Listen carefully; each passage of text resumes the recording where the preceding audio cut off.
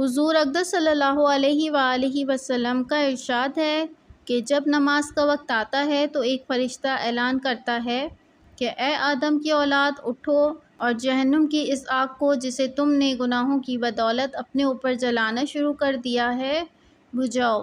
چنانچہ دیندار لوگ اٹھتے ہیں، وضو کرتے ہیں، ظہر کی نماز پڑھتے ہیں، جس کی وجہ سے ان کے گناہوں کی صبح سے ظہر تک کی مغفرت کر دی جاتی ہے۔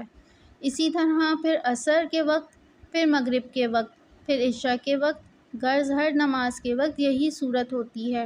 عشاء کے بعد لوگ سونے میں مشغول ہو جاتے ہیں۔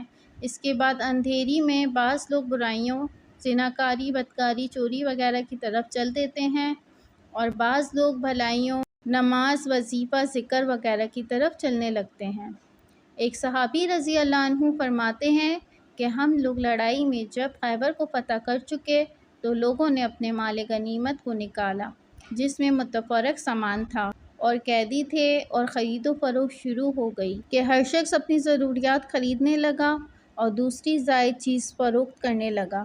اتنے میں ایک صحابی رضی اللہ عنہ حضور صلی اللہ علیہ وآلہ وسلم کی خدمت میں حاضر ہوئے اور عرض کیا کہ یا رسول اللہ صلی اللہ علیہ وآلہ وسلم، مجھے آج کی تجارت میں اس قدر نفع ہوا کہ ساری جماعت میں سے کسی کو بھی اتنا نفع نہیں مل سکا۔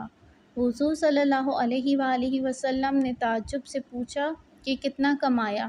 انہوں نے عرض کیا کہ حضور صلی اللہ علیہ وآلہ وسلم، میں سامان خریدتا رہا اور بیچتا رہا، جس میں 300 اوقیہ چاندی نفع میں بچی۔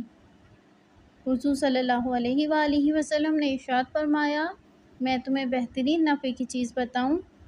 انہوں نے عرض کیا، حضور صلی اللہ علیہ وآلہ وسلم ضرور بتائیں۔